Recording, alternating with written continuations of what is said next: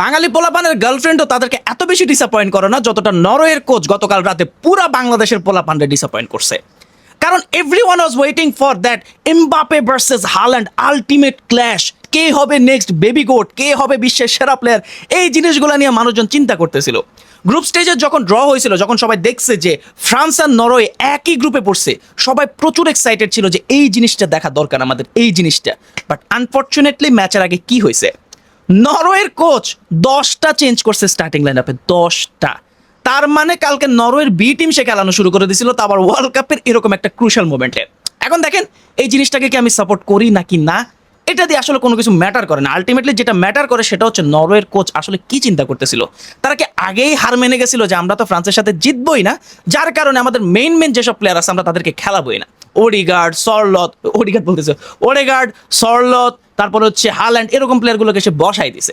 আমি জাস্ট চিন্তা করতেছিলাম যে আসলে কি মাথায় চলতেছে। সো অনেকে অনেক ধরনের অ্যাজাম্পশন লাগাচ্ছিল, যেমন ফর এক্সাম্পল যারা হচ্ছে এই চেঞ্জেসগুলোর পক্ষে, তারা বলতেছে যে ভাই নরওয়ে অলরেডি কোয়ালিফাই করে গেছে এবং ওয়ার্ল্ড কাপ এটা অনেক গুরুতর একটা টুর্নামেন্ট, যেখানে মিঞ্জুরিতে পড়লে বিশাল সমস্যা হতে পারে। সো এটা একটা ভালো ডিসিশন যে প্লেয়ারদেরকে প্রপার রেস্ট দিচ্ছে, প্লেয়ারদেরকে প্রপার একটা টাইম দিচ্ছে, আবার যারা বেঞ্চের প্লেয়ার আছে তাদেরকে একটু টাইম দিচ্ছে। সো এটা হচ্ছে একটা গুড মুভ। আর নরওয়ে যেহেতু জানে যে তারা জিততে পারবে না, কারণ হাল্যান্ড এর আগের দিন প্রেস কনফারেন্সে অলরেডি বলে দিয়েছিল যে তাদের পক্ষে হয়তো যেটা সম্ভব না, বা এরকম কিছু একটা তারা বলছে, আমি এক্সাক্ট লাইন তো বলতে পারতেছি না। সো এরকম কিছু একটা তাদের সাথে হয়েছে। আবার অন্যদিকে মানুষজন তাদেরকে ক্রিটিসাইজ করতেছে যে ওয়ার্ল্ড কাপের মতো মোমেন্টে যেখানে সবাই চায় গ্রুপ চ্যাম্পিয়ন হইতে, ইজি একটা পাথ পাইতে, বাট সেই জায়গাটাতে তোমরা এমন কাজ কেন করলা? আর কালকে নরওয়ের খেলা দেখলে আমরা কিন্তু বুঝতেই পারতেছিলাম যে কালকে চাইলে কিন্তু নরওয়ে একটা গুড রেজাল্ট বের করে আনতে পারতো। ইয়েস, আপনি যদি খেলাটা দেখে থাকেন আপনি দেখবেন যে তারা পেনাল্টি মিস করতেছিল এবং কিছু চান্সেস যেগুলো আই এম ড্যাম শিওর সরলত অথবা হাল্যান্ড থাকলে ডেফিনেটলি এরা মিস করতো না। সো আমরা আলটিমেটলি দেখলাম, এবং 4-1 যে স্কোর লাইন, এটা দেখলে আসলে মনে হয় যে একপাক্ষিক ডমিনেশন দেখাইছে ফ্রান্স, যদিও দেখাইছে সেটা নিয়ে আমরা কথাবার্তা বলবো, বাট নরওয়ের কাছেও চান্সেস ছিল। এখন আসি ফ্রান্সকে নিয়ে একটু কথা বলে। পরীক্ষা সামনে, পড়াশোনা করে আসছি এমবাপেকে নিয়ে, বাট কই থেকে জানি আউট অফ সিলেবাস ডেম্বেলে হাজির। একজন বার্সা ফ্যান হয়ে যখন আমি দেখতেছি যে 32 মিনিটের মাথায় ডেম্বেলে হ্যাট্রিক করে ফেলছে, তখন আসলে মাথাটা কীরকম লাগে আপনি আমার একটু বুঝান তো ভাই। মনে হইতেছিল মাথার তার মার সব ছিঁড়ে যাবে যে ভাই ডেম্বেলে 32 মিনিটের মাথায় নরওয়ের এগেনস্টে ওয়ার্ল্ড কাপে হ্যাট্রিক করে ফেলছে। ওয়ার্ল্ড কাপের সেকেন্ড সর্বনিম্ন টাইমের মধ্যে সে হ্যাট্রিক করছে। এর আগে 1954-55 সাল বা 88-79, মানে অনেক আগে একজনে করছিল, বাট সে এসে 32 মিনিটে হ্যাট্রিক করছে। এবং সেখানে দুইটা অ্যাসিস্ট কে দিছে? Dictator Kylian Mbappe. গতকালকে কিলিয়ান এমবাপে আসছে অ্যাজ এ দানবীর। সে বুঝাতে চাইতেছিল যে আমি ঠিক আছে ডিকটেটর, বাট আমি তো প্রজাদেরকে প্রপার শান্তি দিব, প্রপার তাদেরকে খেলা উপভোগ করার টাইম দিব। না হলে সে কেমনে ভাই, আমার কাছে ওয়ার্ল্ড কাপটা প্রচুর আজব লাগতেছে। রোনালদোর সামনে দিয়ে নুনো মেন্দেস ফ্রি কিক থেকে গোল করতেছে, রোনালদোর সামনে দিয়ে এমবাপে অ্যাসিস্ট করতেছে। এমন না যে এমবাপে অ্যাসিস্ট করে না, রোনালদো অন্য কারো ফ্রি কিক নিতে দেয় না, বাট জিনিসগুলো একটু আজব না? একটু আজব না? World cup by world cup প্রত্যেকটা মানে ইগোয়েস্টিক প্লেয়ারে চেঞ্জ করে ফেলে। এবং ইগোয়েস্টিকের কথা যদি বলতে হবে বিএলসার কথা। ইয়েস, আজকে 6টা বাজে আরও 2টা ম্যাচ হয়েছে, ঠিক আছে? 6টা বাজে আরও 2টা ম্যাচ হয়েছে, Spain versus Uruguay, Cape Verde versus হচ্ছে কে জানি খেলছিল, ভুলে গেলাম তো। কেপ ভার্দে সৌদি আরবের সাথে খেললো, এবং 2টা জায়গায় আমি যেই রেজাল্টটা এক্সপেক্ট করতেছিলাম সেটাই হয়েছে। এখন ভাই দেখেন, কালকে রাতের সেই আলটিমেট ব্যাটের পর একটু ঘুমাইছি, ঘুমানোর পর স্পেন ম্যাচ যখন দেখতে আসছি ভাই, বিশ্বাস করেন এত ঘুম আসতেছিল যে এটা কি আমি উরুগুয়ে ভার্সেস স্পেন দেখতেছি না কি দেখতেছি। উরুগুয়ের প্লেয়াররা আমার কাছে যেটা মনে হয়েছে যে ওরা আসছে মারামারি করতে, ওরা আসছে রেড কার্ড খাইতে, ওরা আসছে কার্ড খাইতে, ফাউল করতে, এবং এক্স্যাক্টলি পুরো ম্যাচ আমরা এই জিনিসটা দেখছি এবং ওদেরকে প্রচুর ফ্রাস্ট্রেটেড লাগতেছিল। এবং ম্যাচের আগে আমরা কিন্তু অলরেডি নিউজ পেয়ে গেছিলাম যে বিএলসার সাথে যেসব প্লেয়ার আছে, স্পেশালি ফেদে বালভার্দের অনেক বিশাল ঝামেলা হইতেছিল ড্রেসিং রুমে। বালভার্দে চাচ্ছিল না যে এরকম ইন্টেন্স ট্রেনিং তাদের মধ্যে হয়ে থাকুক, তারা আরো একটু ইন্টেন্সফুল একটা ট্রেনিং তারা করতে যাচ্ছিল।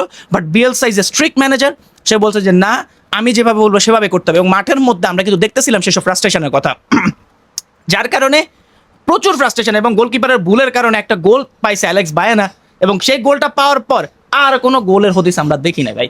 আমি ভয়ে ছিলাম যে লামিন ইয়ামাল যেভাবে ট্যাকেলগুলো আসার চেষ্টা করতেছিল, এগুলো যদি হয়ে যায় ভাই শেষ। শেষ ভাই, লামিন ইয়ামাল শেষ। আমার ভয় ছিল লামিন ইয়ামাল, কুবার্সি, পেদ্রি এইসব প্লেয়ারগুলোকে নিয়ে আমার ভয় ছিল যে এদেরকে যাতে কোনো কিছু না করা হয় ভাই। বাট আলহামদুলিল্লাহ এখন পর্যন্ত সুস্থ আছে, যেটা আমাদের জন্য খুবই পজিটিভ বিষয়। এবং 56 মিনিটের মাথায় আমরা দেখলাম যে ফেদে ভালভার্দেকে উঠাই নিছে, এবং তখন দেখলাম যে একজন একজনের দিকে তাকাচ্ছে না, দুইজনই ফ্রাস্ট্রেটেড, এবং ম্যাচ শেষে ফেদে ভালভার্দে কান্নাকাটি করতেছিল। আজব ভাই আজব। এই উরুগুয়েকে কিন্তু ওয়ান অফ দ্য কন্টেন্টে ধরা হচ্ছিল এবার বিশ্বকাপের সেমিফাইনালে যাওয়ার জন্য। ইয়েস, অনেকেই কিন্তু ধরতেছিল, কারণ ওয়ার্ল্ড কাপ কোয়ালিফিকেশনে তারা যথেষ্ট ভালো খেলতেছিল। ইকুয়েডর, তারপরে হচ্ছে কি জানি উরুগুয়ে, এসব দলগুলো কিন্তু ভালো ভালো গেম প্লে দিচ্ছিল। এবং দেখবেন যে সেই জায়গাটাতে আর্জেন্টিনা তো অবশ্য টপ করছে, বাট ব্রাজিলের থেকে এরা ভালো খেলতেছিল। কিন্তু এখন এসে ব্রাজিল তাদের সেই গিয়ারটা ধরছে এবং এরা তাদের কাজগুলো করতে পারে না। ভাই বিগ টিম, বিগ মেন্টালিটি, এটাই আসলে রেপ্লিকেট হয়ে থাকে। এবার আসি, যে ম্যাচটাকে নিয়ে কথা বলার দরকার ছিল না, বাট এখন আমি কথা বলবো। Football is bloody hell. Football is fucking bloody hell ভাই। এই বিশ্বকাপ শুরুর আগে আপনি কেপ ভার্দের নাম তখনই শুনছেন যখন আফ্রিকান কোয়ালিফিকেশনে কেপ ভার্দে করছিল, এটা কি বলে, কোয়ালিফাই করছিল। আপনি কেপ ভার্দে, কুরাসা, এগুলোর নাম শুনছেন, অনেকে হচ্ছে উচ্চারণ করতে পারতেছিল না। ইয়েস, এটা আসলে কারণ নতুন একটা দেশ, নতুন একটা নাম, কিভাবে আমরা এত কিছু মনে রাখতে পারবো। বাট এখন আমি ড্যাম শিওর আপনার মাথায় তো এই কেপ ভার্দের নাম আছে। ফিউচারে আপনি যতদিন ফুটবল দেখবেন আপনি এই দলটার নাম মনে রাখবেন। আপনি বইয়ের বলেন, বইয়ের খাতা, তারপর হচ্ছে পত্রিকা, নিউজ, যেখানে আপনি কেপ ভার্দের নামটা শুনবেন আপনার মাথায় ওই বজিনহার সেই সেভগুলো, আপনি সেই প্লেয়ারগুলোর উচ্ছ্বাসগুলো, তাদের সেলিব্রেশনগুলো, এগুলো আপনি মাথায় রাখবেন ভাই। এখন এটা আমাদের জন্য এটা মেমোরিতে থেকে যাবে। আমি সবসময় একটা কথা বলি যে world cup is unpredictable tournament. এরপরে ওয়ার্ল্ড কাপ হচ্ছে এমন একটা জায়গা যেখানে মানুষজন নতুন জিনিস মনে রাখা স্টার্ট করে। আপনি বইতে 100 বার কেপ ভার্দের নাম পড়লে আপনার এই জিনিসটা মনে থাকতো না, বাট এখন কেপ ভার্দে আপনি যে জায়গাটাতে দেখবেন সেই জায়গাটাতে আপনি কেপ ভার্দের কথা মনে রাখবেন। তাদেরকে দেখলে আপনার মনে হবে যে আচ্ছা, এরা তো ফুটবল টিম যারা অনেক অনেক আপসেট ঘটাইছে, এবং টানা 3টা ম্যাচে ড্র করে তারা কিন্তু পরবর্তী রাউন্ডে অ্যাজ এ সেকেন্ড মানে গ্রুপ রানার্স আপ হিসেবে তারা হচ্ছে কোয়ালিফাই করছে। এখন দেখেন, স্বাভাবিকভাবে আমি যখন ফুটবলটা দেখি আমি সবসময় উইকার টিম, কম্পারেটিভলি উইকার টিমের প্রতি আমার একটু সফট কর্নার থাকে, যার কারণে স্পেনের সাথে তারা যখন ড্র করছিল আই ওয়াজ হ্যাপি। উরুগুয়ের সাথে যখন তারা ড্র করছিল আই ওয়াজ সুপার হ্যাপি। এবং সৌদি আরবের এগেনস্টে আমি চাচ্ছিলাম যে তাদের পক্ষে যাতে রেজাল্টগুলো হয়, এবং তারা ড্র আবারও করছে। এবং সোনাই সোহাগা যেটা হয়েছে সেটা হচ্ছে উরুগুয়েকে স্পেন হারাই দিছে। উরুগুয়ের সাথে যদি তারা স্পেন যদি ড্র করে ফেলতো তখন একটা ক্যালকুলেশন চলে আসতো এবং থার্ড প্লেস টিম হিসেবে যাওয়ার একটা পসিবিলিটি থাকতো। বাট এখন সেটা আর হচ্ছে না, ডিরেক্ট কোয়ালিফিকেশনে তারা রাউন্ড অফ 32-তে গেছে ভাই। অস্থির অস্থির অস্থির। যদি খেলাটা পুরোটা দেখা না, কারণ স্পেন ভার্সেস উরুগুয়ে দেখতেছিলাম, বাট খবর নিচ্ছিলাম যে আসলে কি হইতেছিল সেই জায়গাটাতে। ফুটবল ইজ ব্লাডি হেল। কেমনে 6-7 গেমের টুর্নামেন্ট হয় এটা ভাই?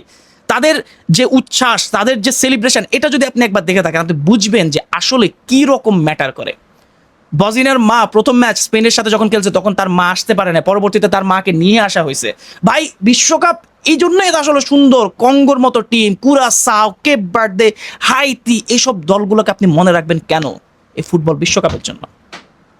Overall I am super happy. But এখন আমার খারাপ লাগতেছে যে সামনের ম্যাচ তাদেরকে আমি সাপোর্ট করতে পারবো না, কারণ আর্জেন্টিনা তাদের এগেনস্টে খেলবে, এবং আমি যেহেতু একজন আর্জেন্টিনা ফ্যান, আমি আমার দলের সাথে ডিসলয়াল হতে পারবো না।